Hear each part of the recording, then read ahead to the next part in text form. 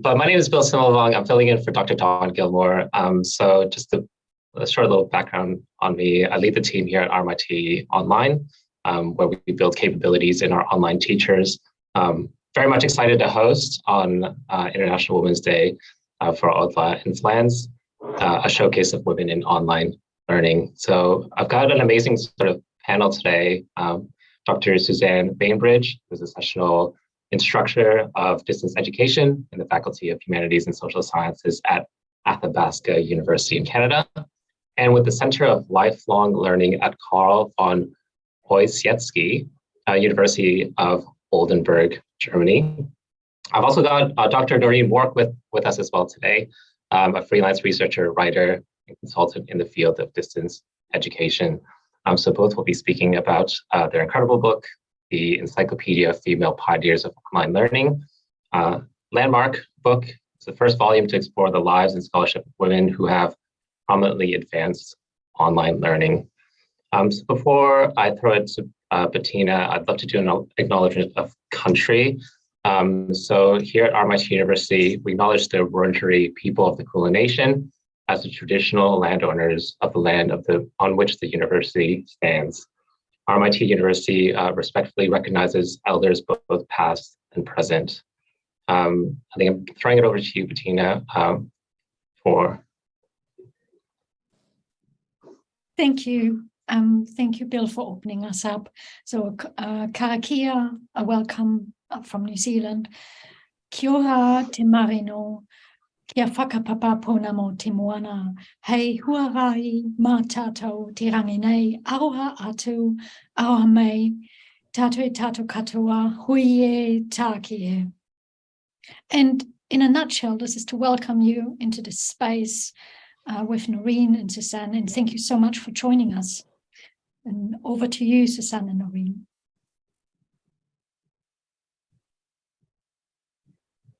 Hi, everyone, and thanks again for taking the time to be with us today or for listening to the recording in the future. We'd like to talk with you today about how a little passing thought can turn into a massive 4-year project. I'm going to quickly offer an overview of the book and particularly address the purpose, scope, and layout. Then we'll offer a few samplings of excerpts from a couple of the interviews to give you a feel for the fascinating info contained in the 30 interviews.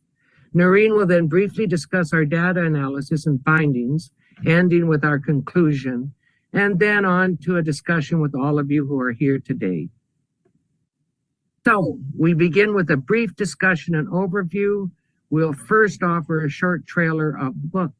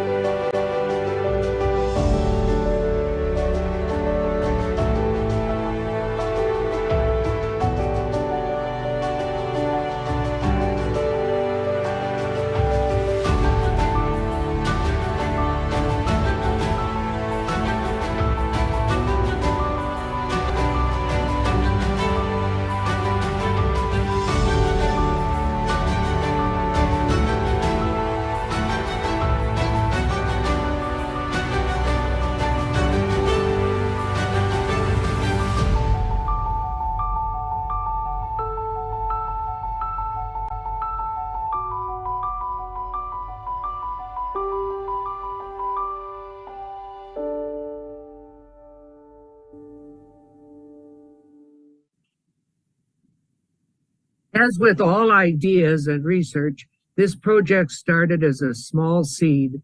I had noticed in my facilitating of graduate courses in digital and online learning that my students were not citing any women with any seminal works or early research in online learning.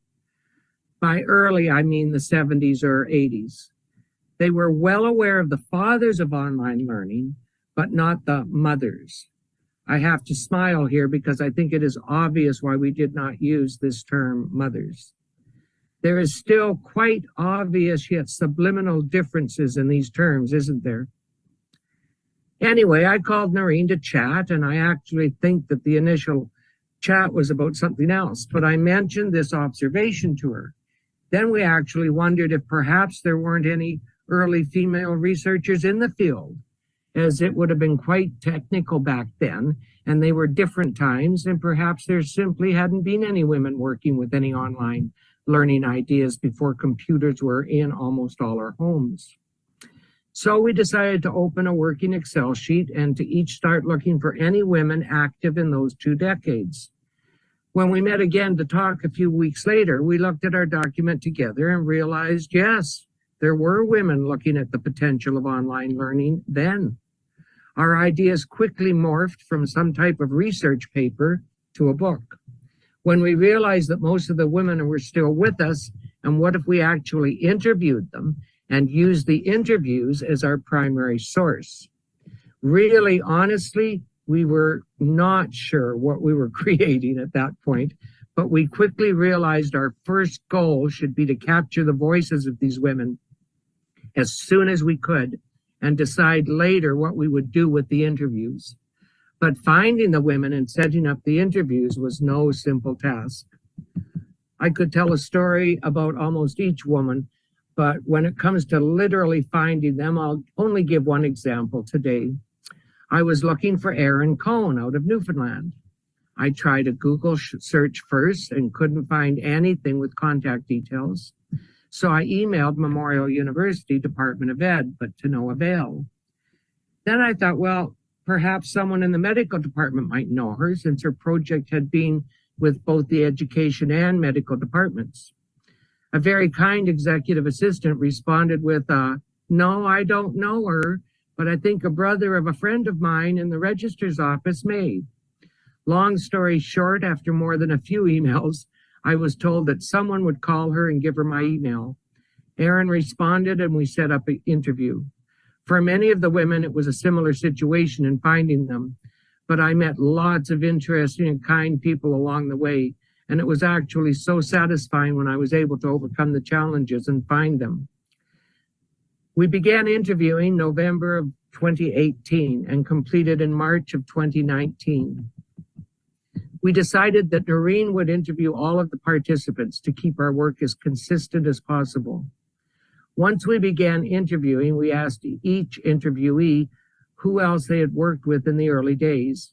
They offered some names we had, but also some new names. After the interview, I would contact the interviewee again and ask if they could help me with contact details for anyone they mentioned that I could not find. So the more women we interviewed, the easier it became to find the others. Sadly, there were some who had already passed away or were too ill to participate. We determined not to write about those women who could not tell us in their own voice about their experiences, as we wanted primary sources only. There were also some who declined our invitation, and still others who did not respond after multiple attempts to contact them. They were mentioned in our index as they were mentioned in various interviews as pioneers. So at least in the future, if someone's using our encyclopedia as a resource, the book will lead to the names of women we didn't have the opportunity to speak with. Our initial purpose was simply to learn ourselves about any early female pioneers in online learning out of a natural interest, and then to expand the general knowledge of others in our field. As time went on and we learned about the valuable contributions and seminal work of these women, it became more of a passion. And as of today, we are truly committed to introducing everyone in our field to the experiences and research of these particular trailblazers. Noreen's going to speak about the methodology and data specifically, but I did want to mention that we did not come to this project as radical or Marxist feminists. We were not angry at any particular system, just curious about whether there were any female pioneers in online learning. I suppose in a sense, we have also learned a great deal about feminism itself. We didn't ask any specific questions about gender issues in our interview, but the topic certainly came up in many of the conversations. Just as you can't lump any large group into one and generalize, the same is true of our participants. The fact that there were so few well-known female pioneers in online learning was attributed to many different reasons. But it was just the times. Women didn't go into technology and sciences back then. Some never mentioned gender and spoke well of many men they worked with, while others were more actively involved in feminist movements, such as the WIN movement in ICDE years ago. It is interesting that most of these discussions fell under the challenges they faced over the years. Again, when we asked what were the challenges you faced over the years, not coming from specifically a feminist emphasis, we expected stories of tech issues, etc. But this is where many of the participants began to speak about gender issues. I suppose readers will take away various ideas from the book, depending on their perspective, as you can find various types of feminist viewpoints within the content. Sadly, we lost 2 of our participants after their interviews, but before the project was complete.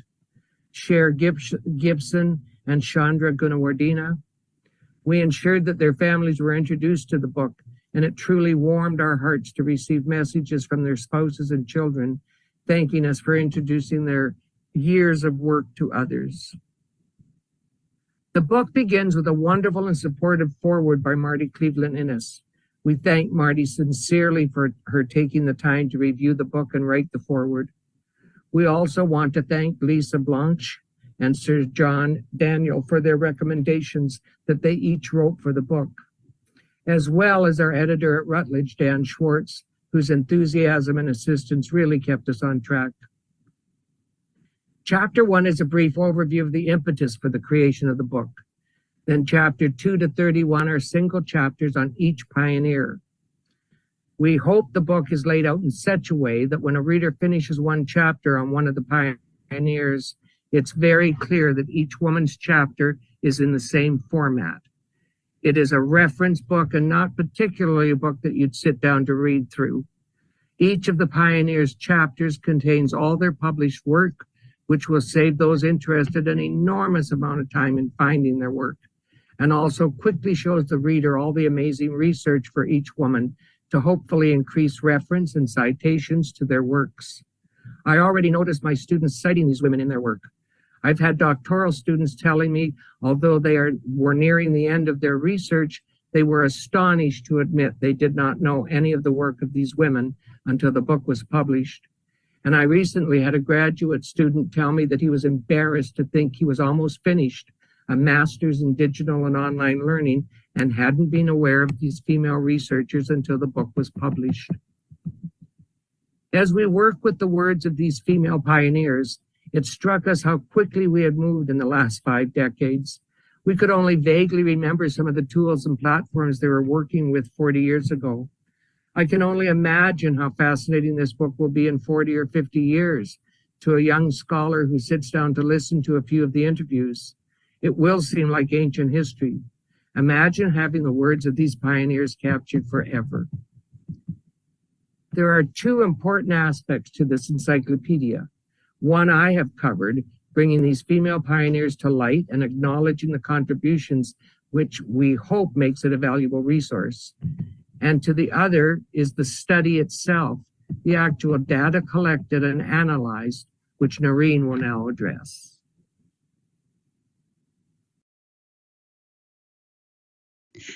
Thank you, Susan. First, I'd like to treat everyone to some pioneers' reflections.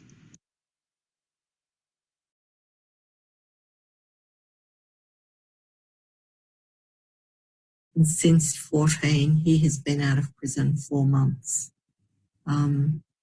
So for him to say he knows he won't be back in is huge.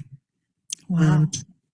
And he is unrecognisable as a person he used to be. I'm so proud of him. And I have so many stories like that. So it's just really worth taking the time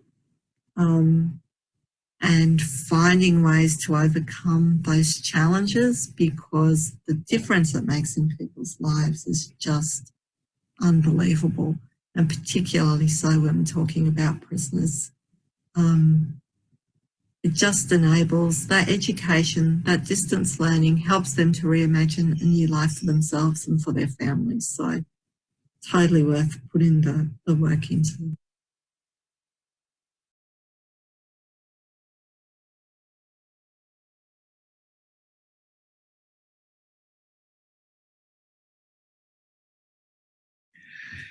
Well, the biggest one for me, particularly coming from these large ocean states or small island developing states, is equitable education opportunity.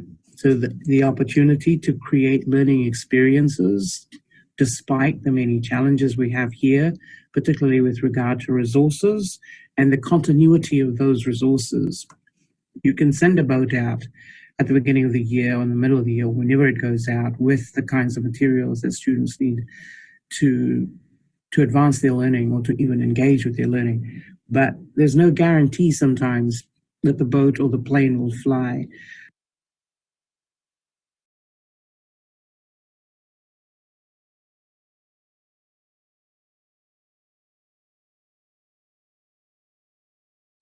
And that was about parity of esteem, because in Australia, where distance education has almost always been a dual mode part of universities and colleges and schools, or school systems, the achieving of an acceptance that it was not a second-rate form of education if you couldn't see your teacher or you couldn't see your students, that certainly in Australia, and I know in Canada too, was considered by many traditional educators to be a very second-rate form of education. And at Deakin, we deliberately set out to adapt the British Open University model, which put a premium on the quality of the distance learning materials themselves and on the teaching approaches that went with them.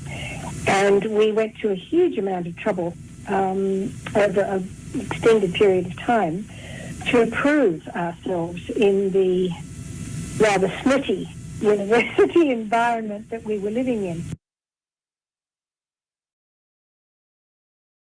Now, let's look at some research findings and conclusions. Our findings from the qualitative thematic analysis of the pioneers' interviews yielded 14 parent codes. 10 of these parent codes were overtly tied to one interview question, and the parent code background was generated from 4 interview questions, which helps to explain why this code yielded so much discussion. 3 parent codes were not overtly tied to any interview question. Shown in red here, these codes were benefits of distance education, career history, and general gender-related comments. What was most interesting to note is that although we asked the pioneers about the challenges that they faced in the field, no interview question directly or indirectly asked about the benefits of distance education. Yet pioneers talked more about the benefits than they did the challenges. The most prevalent theme arising from benefits of distance education was social justice. In fact, social justice was the prime motivator for all of the pioneers. We also explored possible reasons for the underrepresentation of female pioneers in the literature. For instance, we reviewed citation patterns between male and female academics. We considered STEM and corporate findings, wherein we discovered, generally speaking, men are better at self-promotion, and the possibility of the Matilda effect in our field was also debated because it had been identified in STEM and other academic fields. In a nutshell, the Matilda effect is the lack of recognition or underrepresentation of women's contributions to a given field. The book concludes with some implications for stakeholders. For example, there's a need to re-examine the importance of technology in online learning. The emergent theme of social justice underscores a basic tenet of distance education. That is, distance education strives relentlessly to offer education for all. Finally, identification and acknowledgement of the Matilda effect could have profound implications for our field, but also impact our policies and practice going forward from here. We hope that you've enjoyed this sampling of study results. Check out the International Women Online Journal of Distance Education if you're interested in reading more about the Matilda effect and other articles on these female pioneers. Here is just a sampling of some of the articles that are already published in this journal.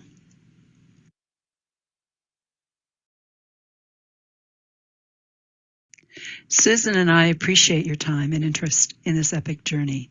Thank you for inviting us to speak about female pioneers in our field on International Women's Day. It is indeed an honor.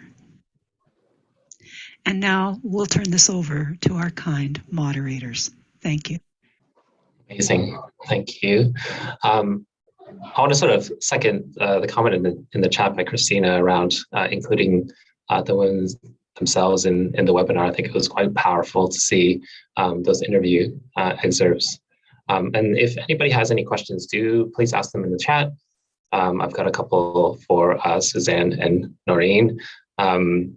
I suppose I can kick off and ask the first question around why an encyclopedia? Who decided that the book was going to be an encyclopedia, and why that sort of format? You know, I still, when I look at the hard copy of the book, shake my head and go, Noreen, we had no idea at the beginning. First a research paper, then maybe a book. And it was actually Routledge, and it was quite near the end, close to publication, when they had a board meeting and they were looking at it. And they said, no, this isn't, we were thinking handbook, but they said, no, this is an encyclopedia. This is a massive resource on the topic. So it was actually our publishers that decided. Amazing. And how did sort of like the funding sort of work for the project? Noreen, do you want to do that one? Actually, we didn't seek any grants or any other source of external funding for this project.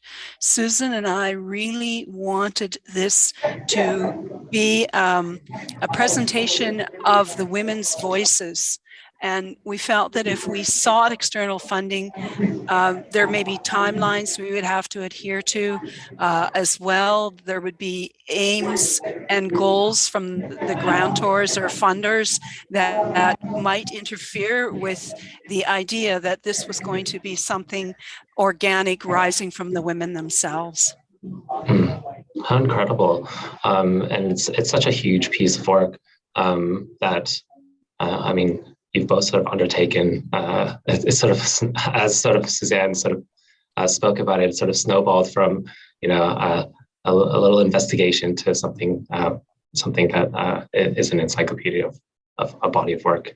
I'd love to. So in the video itself, well, you spoke about, you know, as you connected more with women in these spaces through their connections and their networks. You were introduced to more. I'd love to get an understanding of how you determined which to include in the volume.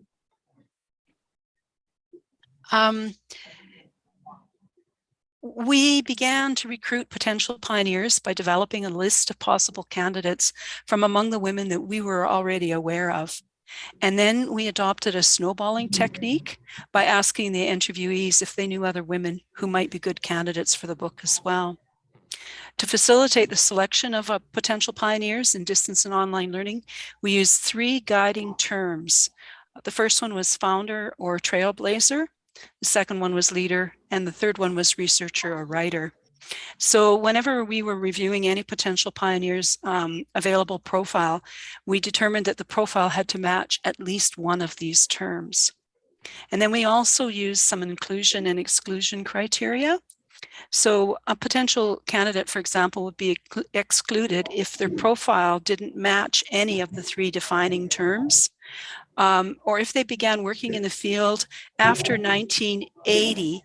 That is, if they came from a country where open and distance learning was established during this period, or after 2000, if they came from a country where open and distance learning was just becoming established.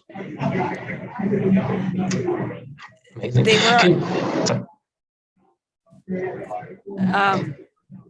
They were unable to communicate clearly in English during the interview was another exclusion criteria.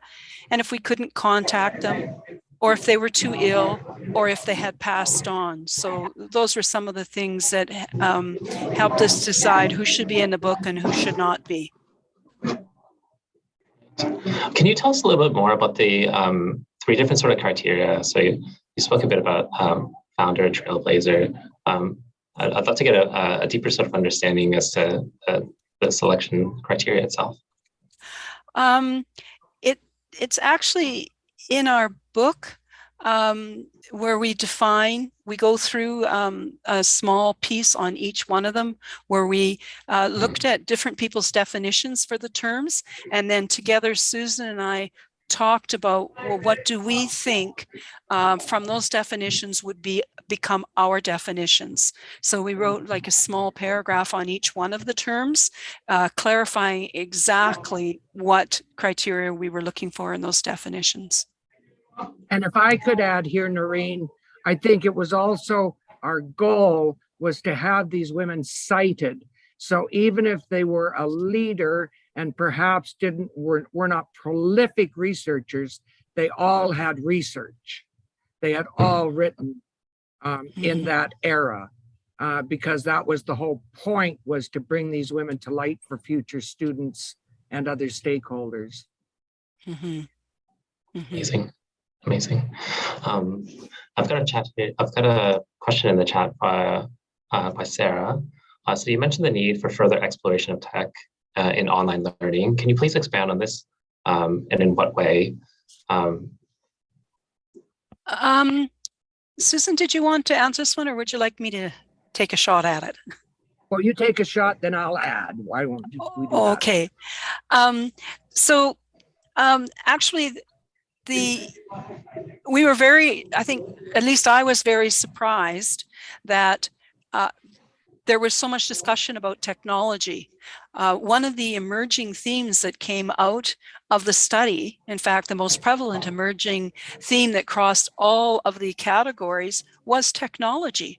These women were some of the pioneers working on, for example, the Hermes satellite projects and things like this. So it was really shocking to us in some ways to discover that there wasn't sort of that traditional men are more likely to be in the fields of technology and computer science than women. That wasn't true in the case of our pioneers. Most of them were very astute in the emerging technologies being used for online learning.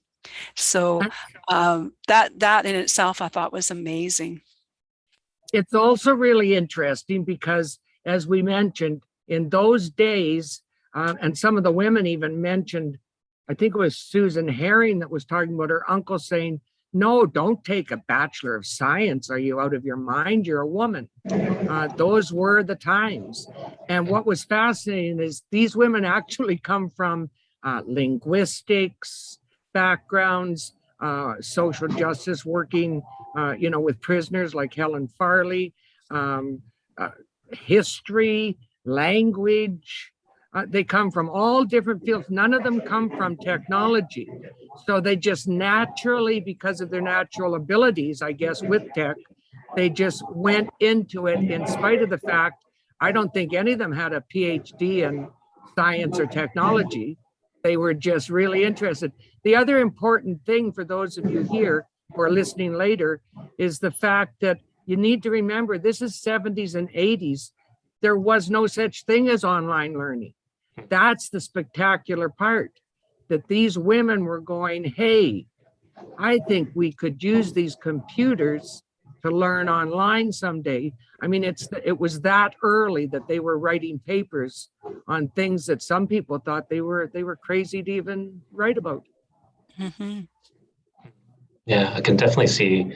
I mean, it's very apt description to describe some of these women as trailblazers in the fields of online education. I've got another one in the chat from Sarah Kerr, and if anybody else wants to ask questions, feel free to pop them into the chat or to come off mute if you'd like, if you're comfortable. So do you envision further volumes that showcase the records of modern female pioneers in online learning? You know, we started to be asked that question. The book was published in July, mid-July. By the end of July, people are saying, well, what are your plans for volume 2? First of all, we needed to rest for about 4 months. And, you know, we want to think about it, but we also don't know if perhaps the next book should be more of a current females in distance ed. Like we covered the trailblazers. So now maybe the next volume would be the women working in the field 1990 to present. That would be one idea. Do you know the other thing fascinating that's come out of this is that we did not envision COVID at the time. So as everyone here fully realizes what's happened to online learning since then. And so I'm getting, and so is Noreen, all of these connections on LinkedIn, for example, that are feminists, that are business people, that like suddenly it's not just for the people that are working in online learning at the universities. Suddenly the whole world is interested in this kind of work. So that was just, you know, life is 90% hard work and 10% luck. So our timing was pretty good. Mm-hmm. I've got Christina with her hand raised. So if you'd like to hop in with a question. Sure. Thank you, Bill. And thank you so much for the encyclopedia and showcasing so many women in the book, and not just having the book, but also including their voices as audio, which is fantastic because that way we can actually hear them and can learn more from them through their own words. I do love a good oral history project. But my question is, it looked very much like you've had an international audience of the women that you interviewed. How international did you go? Did you do your initial research on women who had published in English, or were you also looking at other languages like German, obviously for me, French, Spanish, or also in Asian or African countries? I guess that might be quite challenging at times to broaden the horizon there when people haven't published in the language that we are most comfortable in. Can I jump in first? Oh, go ahead, Susan. Okay, so first of all, we were looking at the trailblazers.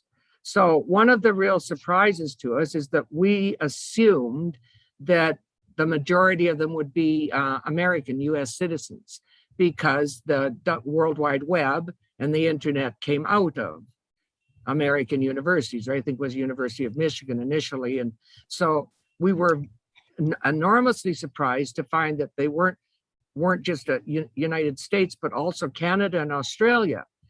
For those of you that have looked at the women that we've covered, huge numbers from there.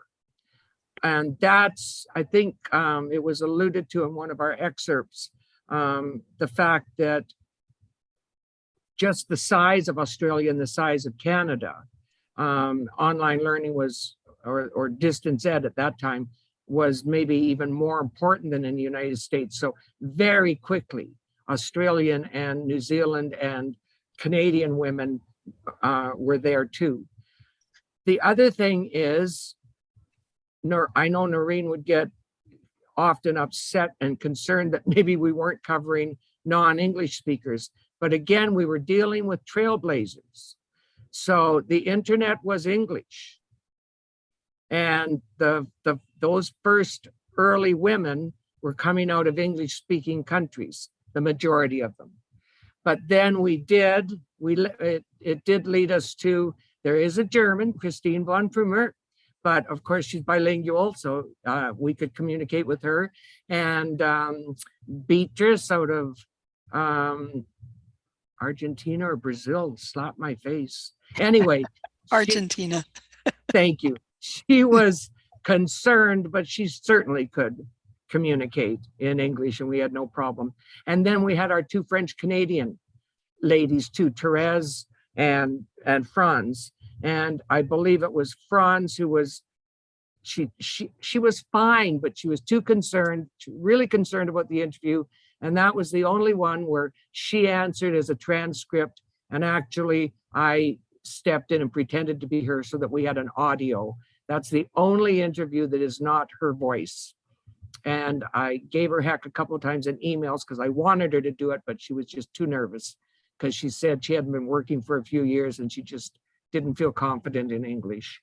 And then we were just lucky because, but again, those foreign women like out of Namibia and South Africa, Korea within Sangjung, they could speak English, and that's why they hopped on. And Tian Bellawati from Indonesia, again, those trailblazers pretty much had to be bilingual in order to be working on the internet in those early days.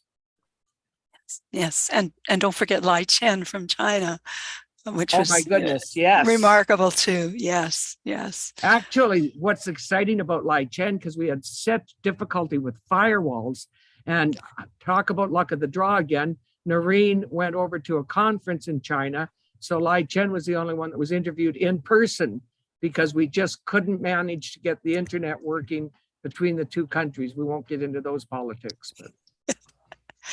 Yes, and we had the most delightful pot of jasmine tea, butterfly jasmine tea together. I'll never forget that. It was a wonderful experience. Incredible. Can I ask, in terms of the creation of an index, you chose to create one yourselves rather than having the publisher do it. Can you tell us a little bit about that decision-making process? Well, thank you for asking that question. We decided that I'd do the indexing for the encyclopedia rather than pay to have a professional indexing company to do so. We thought that while a professional company would have the advantage of indexing software, we believe that the software might not capture various relationships and certain nuances in our field, like conceptual notions and, of course, our jargon. So envisioning this book as a vital resource to researchers and students in our field, we wanted to ensure that all the acronyms, the abbreviations, concepts, and relationships, including the C and C also cross-references, would be documented in the index. Since I'd conducted and transcribed the interviews and had played the lead role in the research end of the project, I was very familiar with the content of the book, which I think helped to ensure all of the entries and connections were included in the index in such a manner that whatever readers might be seeking could be easily found. So that was our decision-making process. And if I could lead into that, I think those of you that are here today can see that Noreen and I have very different talents. And if I could just give some sage advice to anybody who, I think editing a book is very different from writing a book together. And often we get into group think, and I'm gonna just, as an aside, talk about the fact that we often say in lay terms, oh, so-and-so has a really big ego. But actually, if we're talking about somebody who's got a big ego, we're actually talking about somebody who's got a small ego, because they're insecure and they want to control everything and they're not easy to work with. Big egos have big shoulders. And I knew Noreen well enough, because I had worked with her in her doctoral studies, that she and I both had big egos. But boy, are we different. And I think that really brought value to the book, in the sense that, you know, people have described me as a person who, I've got the ideas. Yes, this was my initial idea, and I walk around like a tornado, just leaving a mess behind me for other people to dot the I's and cross the T's. And Noreen and I quickly figured out, okay, just keep throwing out these ideas, Susan, and I'll just keep looking at the data and trying to organize it all. But I think we were very much, if any of you ever want to really co-author a book, I would suggest finding somebody different from you. Wouldn't you agree, Noreen? Like, find somebody with different talents so that you both bring different stuff to the book. I totally agree. Between the two of us, we pretty much had abilities in every area that we needed to in order to have this book come to fruition. Definitely. Hugely complementary skill sets. And Noreen survived it. She didn't have a nervous breakdown with me. Yeah, and we actually fed off of each other. And one of the things that I found really amazing was that through this process, I felt like we became bonded with each one of the pioneers. And when we would get together and we'd be working on something, one of us inevitably would bring up an anecdote about something from one of the pioneers. And it was just such a group bond experience, I think, for me. And I think also for you too, Susan, correct? Absolutely. I mean, now we have to chat once a week, whether we need to or not. I too, just because we spent 4 years talking 5 times a week.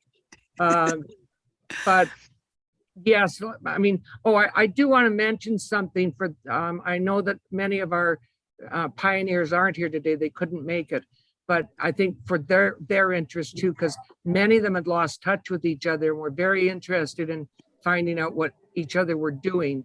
And I know that Louise Moran has been very close to Liz Burge. And sadly, we haven't lost Liz, but we've lost her to dementia. And her sister's caring for her, and Louise said it was fine to mention that.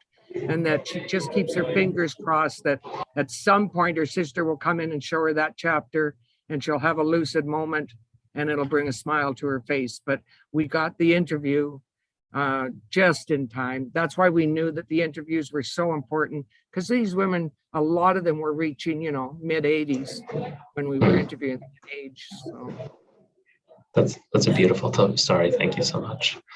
And it sounded like you both flourished, survived and flourished the partnership between the two, if I can put it in those terms. Can I throw it to Bettina? She's got a question, got her hand raised. It's a question from the chat from Sarah Prestige. Her comment is, I think the social justice position is more important than the physical distance issue in distance education, so more the social justice than the physical distance. Could you tell me what you think, Noreen and Susan, in terms of that statement? Do you want to begin? Well, when we started to identify, first of all, the benefits of distance education as a theme, which, as I've said, I was absolutely floored, because we had in no way alluded to any of the benefits of distance education in the interviews. And then when we saw that the major subset of this benefit was social issues, and then we discovered it was social issues related to all kinds of things, like prisoners, women who were working parents, people who were in the remote Marshall Islands struggling to just connect with other people in the world.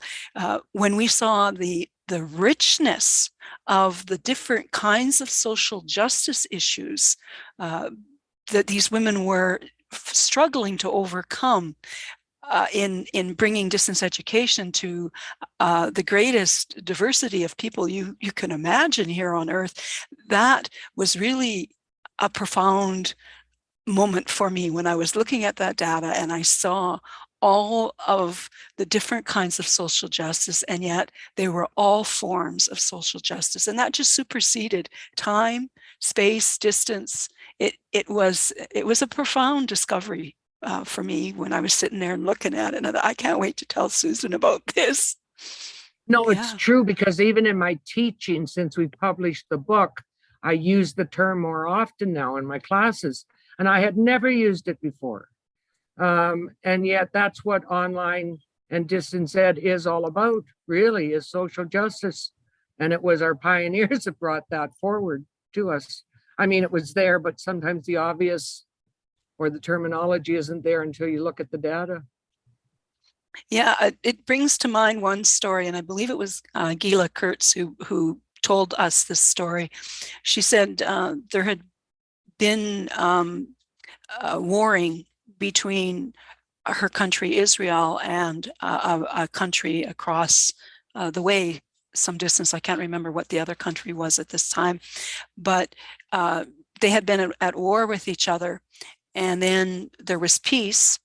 And then some Americans had moved into the other country to help with peacekeeping missions. And she had gotten a job to help provide distance education opportunities to these American soldiers in this other country. And she was worried about telling her mother, because she was essentially helping people in the country that had been the enemy country when her mother was raising her as a child. And so that was just one of those social justice issues that I won't ever forget, the story connected to it. Thanks so much for those insights. And a comment in the chat, it says, perhaps it's time for a conference to honor our online evolutionaries. If that is something that someone's interested in, I'll also save the date, Nan. I've got Sarah Kerr here with her hand raised. One potentially final question from the audience, and I've got one more before we close off. Sarah? Yeah, thanks, Bill. And nice to hear all these stories and comments and thoughts throughout this session. Sarah Kerr here. I work at RMIT Online, and I am a colleague of Dawn's and Bill's. And you tapped into the social justice of distance education and online learning. And I'm wondering what advice you might have for the next generation of pioneers, or the next generation, male or female, how we keep that alive in a context of online education now being quite commoditized and commercial, and how do we maintain that social justice for the future? Oh, that's a good one. I'm going to say that one thing which seems like almost a paradox to what we had said about technology, and I think we have to be really cognizant of this as we move forward. Several of the interviewees mentioned to us the classic, which some of you who are instructors with online learning will know, and that is, it's not the technology, right? It's the content. And I always have to rein in students who want to, I might be doing a course on online pedagogy, and they want to talk about tools. Stop it. We're still teaching. So don't get this is not an IT course. This is a pedagogy course. So that was one of the things I think we took out of it. Noreen, it's a difficult question. I mean, I hope the book helps with it, but it's certainly going to become more commercial for sure. And how do we, I guess, keep talking about it and write a second volume, right, Noreen? I think I think the pandemic has shown me just how much social justice it prevails. During the pandemic, look at how we altered what we were doing, face-to-face instruction and everything, so that we could continue to teach students, so that we can continue to reach each other and share knowledge and understandings and skills with each other. So I don't think the social justice issue is going to diminish in our particular field because of what our field represents. It is reaching the unreachable or the difficult to reach. And if I could just, I know you want to stop, Bill, but if I could add one more thing, which kind of ties into it, because I now see that Ufuk's here from Turkey.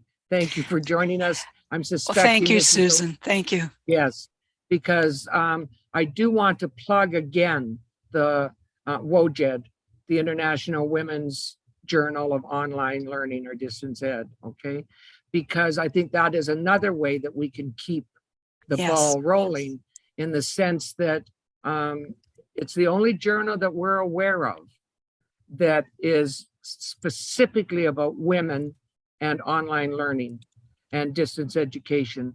And so, you know, it offers, I really, really want to, and I'm going to continue as Noreen is, to get other women to begin to publish or submit to that journal when if they are female authors or if the topic is about women. But Ufuk, do you want to join in here? Maybe not. Dr. Tanieri, would you like to say some things about the journal? Hi everyone. My English level enough is bad. I'm so sorry.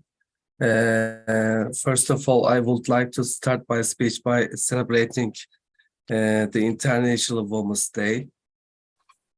My name is Ufuk, working as executive editor of IntVojde journal. Before introducing our journal, I would like to thank Dr. Noreen Work and Dr. Susan Bainbridge for organizing such a nice webinar. Also, Professor Demiray, who is editor of IntVojde, that she was sorry that she could not attend this webinar. What is IntVojde? IntVojde is double-blind peer review online e-journal that has been published biennial since 2019 in April and October. International in scope, this scholarly e-journal publishes refereed articles focusing on the issues and challenges of providing theory, research and information services to global learners in any kind of distance education or open learning applications. IntVojde will particularly strive to meet the continuing education needs of practitioners and educators by providing a forum for the discussion of extended learning strategies, policies, and practices, and trends in information technology as they impact the delivery of student support services for distance learners and faculties. Articles may be theoretical, philosophical, and or quantitative analysis of distance education or open learning and teaching issues, and may take the form of case studies, research studies, or general interest reports. Sample topics include the role or history or distance educations, standards for such services, organization or planning of new services for distance learners, etc.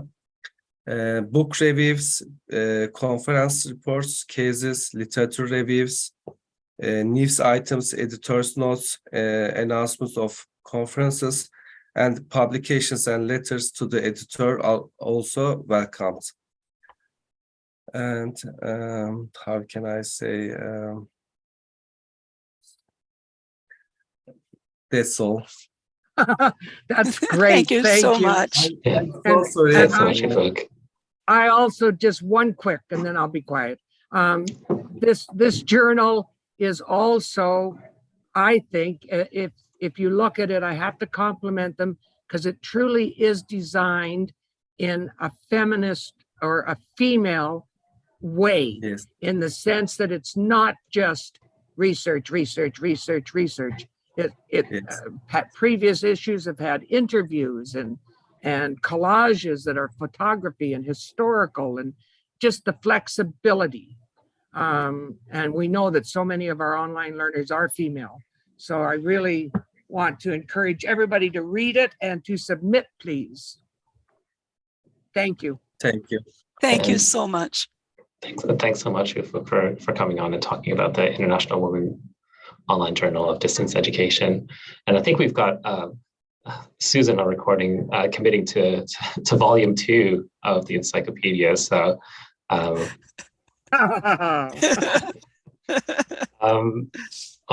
think that about sort of wraps it up for us. Thank you so much for joining us. I think I'm going to throw it over to Bettina in a little bit to close. But again, thank you so much for the panelists, Dr. Suzanne Bainbridge and Dr. Noreen Warwick, coming on to talk about their brilliant piece of work, the Encyclopedia of Female Pioneers of Online Learning. And I'll throw it over to Bettina now to wrap us up. And then I think I don't know how to close that, so that's it. I believe I might have misunderstood that, but I think we have books and memberships to give away. That's right. So I think, Bill, you would be from the Australian side. I invite you to first give a membership from Audla and one of the electronic book copies away, and then we can do the New Zealand side if you like. Oh, I can do it first if you like. Yeah, I don't know how this works. Because I closed already my eyes and picked people. Well, it's very easy in the sense that you close your eyes or you think of a number, and then we'll go through the list of participants and see who will get the book and who will get the membership. So Bettina can demonstrate that. Right. I've done it already. I did post my video.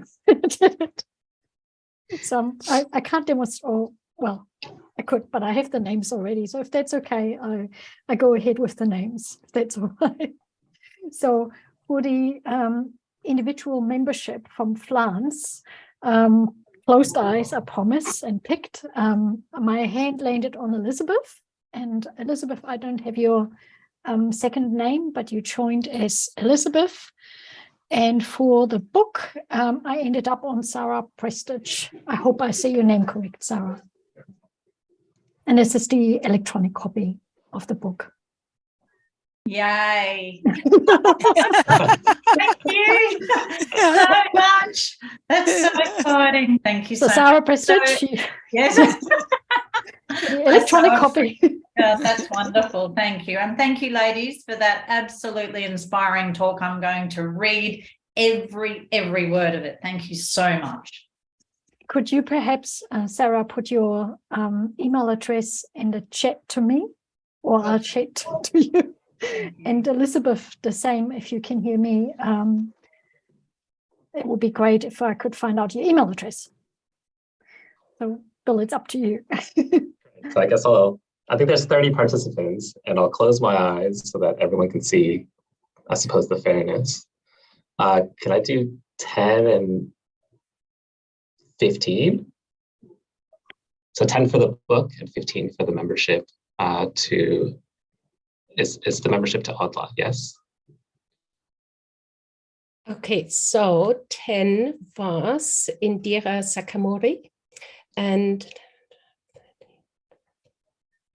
15 is Lucia. Without the last name. So in Indira, you get a copy of the ebook, and Lucia, you have won the membership to Audla. Congratulations.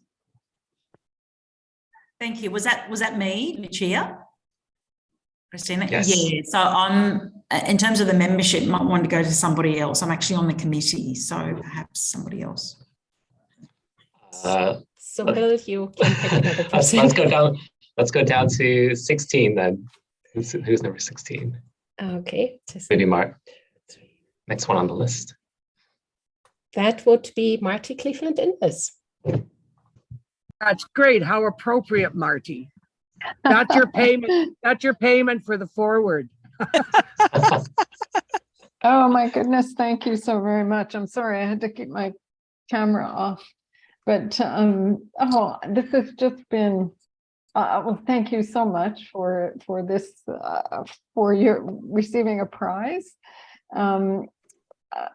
icing on an incredible cake. I can't tell you enough how proud I am of these two who I can hardly claim they were students of mine, because they were just so incredible and are still demonstrating their intellect, their commitment, their vision, and the way they put things together. So I'm only here because of you, Marty. Well, that's kind A of me to mentor for say. years, yeah. Yeah, well, and it was a pleasure to see the others, and thank you very much for offering prizes on again such a wonderful webinar. Thank you. Have a nice day, everyone. So I'll just close us quickly with a karakia, and to get us back to our day. And I hope you have a rest of a wonderful Women's Day. Pohiri, porarama, po te whakaora, po te tangata, po te aroha, te pau I here nei a tātou, mauri ora ki a tātou, homie, huie, tākie. Have a great day, and thank you so much for joining us.